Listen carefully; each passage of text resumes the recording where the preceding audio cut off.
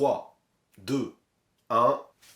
Salut, c'est Théo Malédon, abonnez-vous à la chaîne 6ème Homme. Merci Théo, et bienvenue sur la chaîne NBA de Basket Info. Avant de commencer, je vous annonce le premier concours de l'histoire de la chaîne du 6ème homme en fin d'émission. Alors je sais pas si ça peut devenir régulier, mais un partenaire a bien voulu participer à l'opération et filer un cadeau pour la vidéo du jour. On le remercie, et pensez bien à rester jusqu'à la fin pour participer. Aujourd'hui en tout cas, c'est une émission Overtime que je vous propose. Vous savez, une de ces émissions où je m'accorde du temps supplémentaire pour parler d'autre chose, et notamment de l'histoire NBA qui me passionne. Voilà pourquoi cette fois-ci, on va faire le top 6 des équipes qui sont pour moi les plus décevantes de l'histoire de la ligue. Mais décevante, ça peut être un bien grand mot et surtout un concept très personnel. Donc pour élaborer ce classement, j'ai étudié une trentaine d'équipes. À chacune d'elles, j'ai donné 3 notes sur 10. Une première sur le star power et sur le buzz que pouvaient provoquer les différents éléments du roster. Une deuxième en oubliant le buzz et en se concentrant sur les véritables attentes de la saison d'un point de vue sportif. Et une troisième en fin de saison en notant le potentiel qu'avaient encore ces équipes au moment du début des playoffs. Et en additionnant tout ça, ça donne une note sur 30. Merci Einstein. Et cette note nous permettra d'évaluer la violence de la chute. Ça me paraît simple, mais une équipe qui échoue au premier tour, c'est pas beaucoup plus violent qu'une équipe qui échoue en finale? Non, pour moi c'est la même. En NBA, on se rappelle que des champions. Si une équipe est favorite pour le titre, c'est un échec de ne pas le remporter, quel que soit le parcours réalisé. Ok, ça se tient si c'est tes critères. Oui, mais t'as raison, c'est important de les expliquer. Par exemple, je spoil un peu, mais il y aura pas les Mavs 2007 dans mon classement. Même s'ils ont été victimes d'un échec cuisant en perdant au premier tour après avoir dominé la saison, mes critères font qu'ils n'arrivent pas dans les 6. Ils en sont pas très loin, mais ils n'y sont pas. En fait, ils avaient pas vraiment le même star power que d'autres équipes qui font partie de ce top. Je vois. D'autres équipes comme ça que tes critères t'ont fait zapper? Ouais, et je sens encore qu'il y en a certains qui vont s'indigner dans les commentaires. Mais par exemple, les Lakers 2013 et les Nets 2014 ne peuvent pas lutter même s'ils ont un star power super élevé. Tout ça parce qu'on attendait déjà plus grand chose d'eux au moment des playoffs. Du coup, j'ai trouvé la chute moins lourde que s'ils avaient fait une saison de dingue. Ouais, ça tient la route. Je sais pas, mais c'est ma façon de voir les choses. En tout cas, je mettrai en exemple dans la description la note de certaines équipes que j'ai étudiées. Ce ne sont que des exemples, hein, la liste n'est pas exhaustive. Mais bon, ça en intéressera peut-être certains. Mais avant de partir sur ce top 6, générique.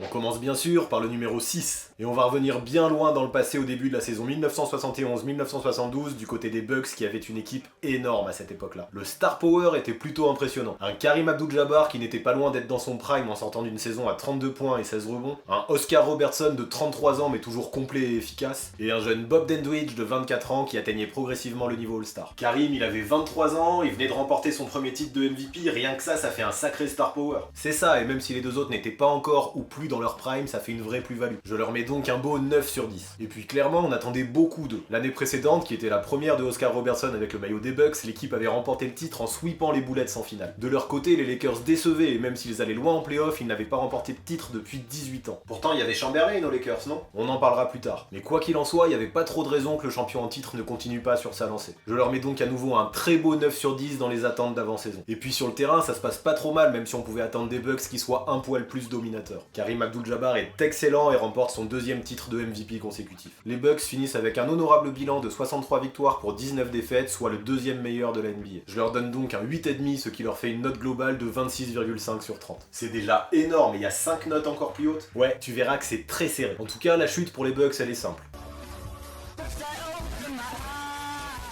Ils se qualifient sans souci pour les finales de conférence, mais là ils échouent en 6 matchs contre les Lakers vieillissants d'un Wilt Chamberlain bien décidé à vaincre le signe indien et ramener le titre en Californie. Il a réussi. Tant pis pour les Bucks qui quelques années après voient Oscar Robertson prendre sa retraite et ne remporteront plus jamais de titre ensuite. Ah là je la sens la déception. Pour le numéro 5, on reste dans le passé à peu près à la même époque. Je viens de te dire que les Lakers avaient remporté le titre en 72, mais avant c'était clairement la disette. Ah, c'était l'époque de Elgin Baylor, ça, le mec qui a fait le plus de finales dans l'histoire sans jamais en remporter une. Lui-même. Ça a été dur de choisir une saison en particulier, alors j'en ai étudié plusieurs. Et celle qui m'a sauté aux yeux, c'est la saison 1969-1970. Au niveau du star power, c'est violent. L'équipe avait déjà dans ses rangs Wilt Chamberlain, Jerry West et Elgin Baylor. Là, on parle de 3 Hall of Famers. Mais en plus, au mois de novembre, les Lakers ont récupéré Happy Hairston, qui à Détroit tournait à presque 20 points et 12 rebonds. Franchement, y a pas à hésiter, c'est monstrueux, je leur mets 10 sur 10. Sur les attentes de début de saison, même si Hairston n'était pas encore arrivé, on n'en est pas loin non plus. Les Lakers sortaient de 2 défaites en finale, dont la dernière sur le fil en 7 matchs face aux Celtics. Après un an dans l'équipe, équipe, Will Chamberlain semblait enfin avoir pris ses marques à LA. L'arrivée de Joe Mulaney au coaching devait le mettre encore plus au centre du dispositif. Même sans Hairston, les Lakers s'affichaient comme les grands favoris en début de saison. Surtout qu'à Boston, qui venait de remporter 12 des 13 derniers titres, une page se tournait avec la retraite de Bill Russell. Vraiment, ils devaient gagner et je peux pas leur mettre moins que 9 sur 10 dans ce domaine. Mais la campagne a ensuite été difficile avec la grave blessure de Will Chamberlain qui au final n'aura joué que 7 matchs dans cette saison. Elgin Baylor de son côté, il en manque 28. Ok, sans les stars, c'est peut-être pas pareil. Les Lakers terminent quand même la saison à 46 victoires pour 36 défaites, soit le 5e meilleur bilan de la NBA. Mais ce qui est positif, c'est que Chamberlain prévoit de faire son retour pour le premier tour des playoffs. Au départ, on lui avait promis une absence prévue entre 10 et 12 mois et on se demande si c'est quand même pas un peu précipité. À ce moment-là, je mets aux Lakers une note de 8 sur 10 quant à leurs espoirs de titre. Ça fait quand même une note globale de 27 sur 30. Waouh, raconte-nous la chute. Le premier tour face aux Suns c'est difficile et Wilt a en effet besoin d'un peu de temps. Les Lakers passent finalement en 7 matchs, mais en finale de conférence, c'est pas la même histoire. Déjà en finale de conférence après un seul tour? Ouais, il y avait moins d'équipes dans les années 70 et les playoffs n'avaient pas exactement le même format qu'aujourd'hui. Et là, les Lakers ne font pas de chichi en sweepant les Hawks pour se retrouver en finale face aux Knicks. Sauf que Willis Reed est rentré dans la légende. Blessé au cours du match 5, il manque le match 6 et décide finalement de jouer sur une jambe au match 7 pour tout donner. Ovationné lors de son entrée sur le terrain, il marque les 4 premiers points de son équipe. Puis par une intensité folle en défense, il arrive bien à limiter Will Chamberlain et permet à son équipe de s'imposer 113 à 99 dans ce match décisif. Un moment de légende. Et surtout une très grosse déception pour Elgin Baylor et les Lakers qui depuis 2 ans et l'arrivée de Will Chamberlain étaient vraiment attendus pour le titre.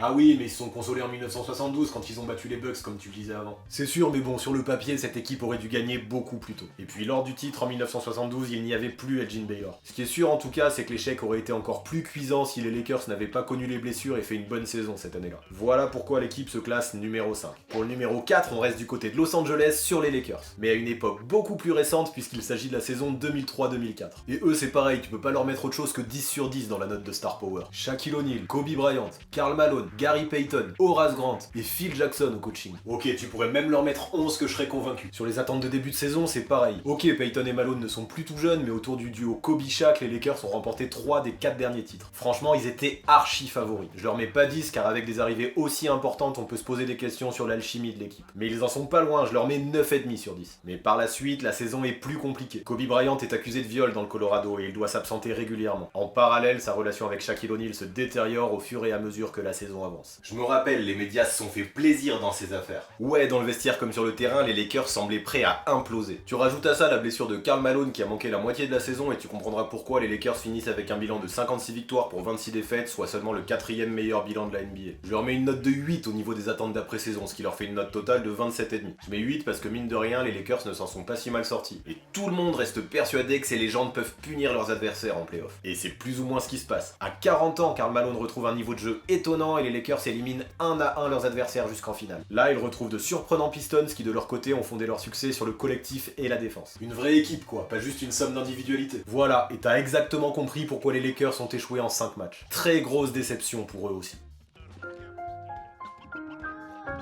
Suite à cette saison, Karl Malone prend sa retraite sans jamais avoir gagné de bague et Shaq est envoyé à Miami. Un échec très lourd de conséquences donc, même si les Lakers se consoleront en gagnant 2 titres plus tard sous l'impulsion du duo Kobe-Gasol. Si les Lakers 2004 ne sont que 4ème, le podium va être ouf. Ah ça, il y en a eu des déceptions. Et pour la 3ème place, on se rapproche encore plus du présent vu qu'on parle du Miami Heat 2010-2011. LeBron James et Chris Bosh viennent de rejoindre Dwayne Wade à Miami pour former l'un des Big Three les plus impressionnants de l'histoire. Mike Bibby, un autre gros nom, rejoint la team peu avant les playoffs. The Decision de LeBron James fait tellement de bruit que les médias n'ont plus que le nom du 8 à la bouche. Il y a un buzz énorme autour d'eux. Pas de doute encore, je vous mets le Star Power à 10. Sur les attentes d'avant-saison, c'est pareil. Réunir 3 stars comme ça paraît dingue. Tout le monde les voit aller au bout dès le départ. Et forcément, les haters se multiplient. Je leur mets 9,5 car on peut se poser quelques questions sur le manque d'automatisme au moins au départ quand on associe 3 stars comme ça. Mais avec des joueurs au QI basket comme ceux de Wade, James et Bosh, franchement, ça fait pas trop flipper. Et pourtant, quand la saison commence, on voit que cette équipe a besoin de temps pour apprendre à jouer ensemble. La hiérarchie est difficile à trouver dans les moments chauds et malgré une dimension athlétique impressionnante, Miami ne domine pas autant qu'on pouvait l'imaginer. Le Heat finit la saison à 58 victoires pour 24 défaites, ce qui en fait le 3e meilleur bilan de la NBA. Pour les attentes d'avant playoff, je leur mets donc un 8,5, ce qui leur fait un total de 28 sur 30. Mais là, arrivé en playoff, ils défoncent tout. Ils se qualifient en finale sans jamais perdre plus d'un match par série et s'affichent comme ultra favoris face à une équipe de Dallas que peu de monde attendait là. Et pourtant, face à ces Mavs de Dirk Nowitzki, LeBron James s'est montré complètement éteint. Éteint LeBron, c'est-à-dire il était méconnaissable, comme s'il avait craqué. Dans un match 4 clé clé qui aurait permis aux siens de mener 3-1, il passe à côté et ne marque que 8 points, assistant à la défaite des siens sur le fil. Sur la saison, il tournait à 26,7 points par match. Sur les finales, il est descendu à 17,8. C'est le plus gros écart négatif de l'histoire en termes de différence de points marqués entre la saison et les finales.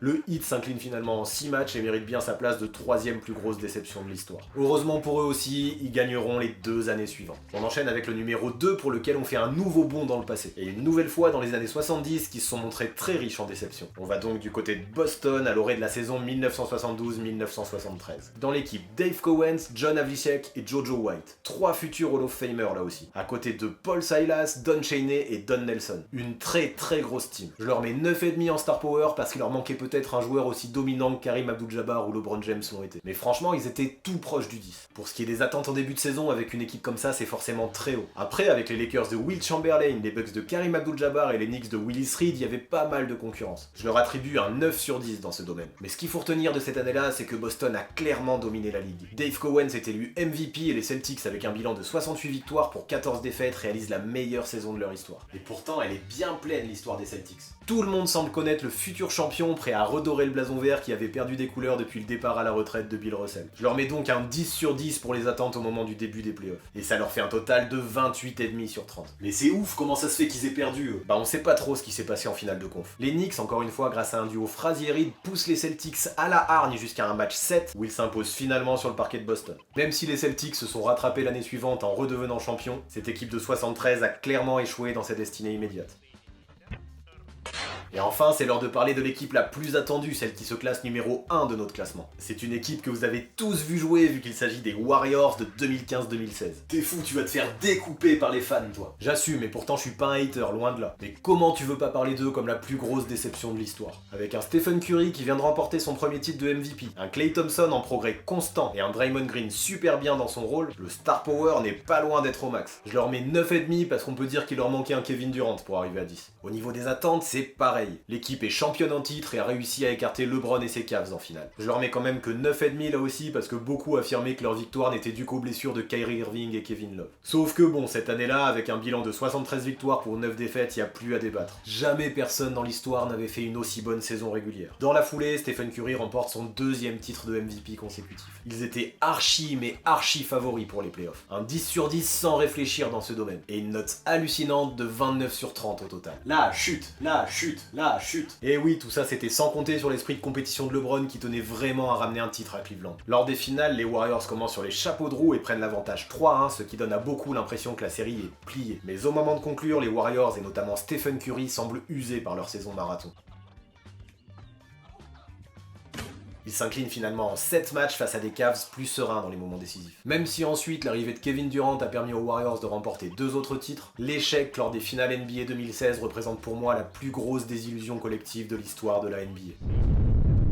Les Bucks 72, les Lakers 70, les Lakers 2004, le Heat 2011, les Celtics 73 et les Warriors 2016, voilà les lauréats de ce 3e overtime. Notons que les Warriors de cette année, avec l'arrivée de DeMarcus Cousins, présentent déjà des notes de 10 dans le star power et les attentes de début de saison. Alors franchement, s'ils remportent pas le titre, ils pourraient très vite bien figurer dans ce top 6. Et ça, de ce que j'ai pu voir dans les coms, il y en a pas mal qui l'espèrent. On verra ça dans quelques mois. En tout cas, comme d'habitude, avant de vous quitter, c'est l'heure de votre rubrique. Et c'est à nouveau un quiz que je vous propose aujourd'hui. Pas de question d'un abonné tiré au sort dans le chapeau donc, mais j'ai une très bonne raison. Mais avant d'en parler, je tenais à dire qu'encore une fois, vous avez été très nombreux à participer au quiz posé dans l'émission sur les awards du premier tiers de la saison. Je demandais quel était le joueur le mieux payé actuellement en NBA. Et là, il y a eu beaucoup d'erreurs, car pas mal ont cité LeBron James ou Chris Paul. Et pourtant, la bonne réponse était Stephen Curry, avec un salaire annuel de 37 millions et demi. Vous avez quand même été plus de 70 à trouver la bonne réponse, et félicitations à vous. Mais ce qui est plutôt cool, c'est qu'aujourd'hui, comme je vous l'expliquais, j'ai quelque chose à vous faire gagner. Ah là, ça devient intéressant, je peux jouer moi? T'as même pas de compte YouTube. Mais ouais, ça devient intéressant. Car parmi les bonnes réponses, j'en tirerai une au sort pour lui offrir ce livre sur LeBron James que les éditions Mareuil nous ont gentiment fait parvenir. On les remercie d'ailleurs. Ouais, c'est le premier livre sur le King disponible en version française et on peut déjà le trouver dans le commerce. Mais place à la question. Attention, dans quel club de football anglais LeBron James a-t-il investi en 2011? Pour jouer, c'est simple, il suffit d'écrire la bonne réponse dans les commentaires. Mais faites gaffe, comme d'hab, je prendrai en compte que ce qui est écrit sur YouTube. Dernière chose aussi, je voulais vous prévenir de pas trop attendre de vidéos du 6e homme ces prochaines semaines. Et ouais, je prends des vacances à Los Angeles et San Francisco pendant les fêtes. Je prendrai le matos vidéo là-bas, mais je suis pas vraiment certain d'avoir le temps de vous faire quelque chose sur place. Donc n'y comptez pas trop, il y a des chances qu'on se revoie qu'en 2019, car je vais vraiment en profiter pour kiffer. Et vu les matchs que tu vas voir, y a de quoi. C'est clair, j'ai hâte. Clippers Sixers, Lakers Thunder et Warriors Rockets. Ça fait de grosses affiches et ce voyage sera l'occasion de prendre de belles photos en Californie. En tout cas, promis, j'essaierai de partager des petits trucs et de donner des news sur Twitter. Alors je vous invite vivement à aller suivre le compte pour ceux qui l'ont pas encore fait. Je mettrai l'adresse en bas là, par là. Pour le quiz et le bouquin à gagner, je donnerai le nom du vainqueur à la prochaine vidéo. En attendant, pour ne pas manquer ça, surtout, abonnez-vous et activez la cloche en dessous pour avoir les notifications. Pour le reste de l'actu, c'est sur Basket Info. Il y a le lien dans la description et c'est le moyen parfait pour continuer à suivre la NBA pendant les vacances du 6ème homme. Et ce qui me ferait plaisir, c'est que vous continuiez à mettre des pouces bleus pour soutenir votre rubrique et encourager la chaîne. A très vite.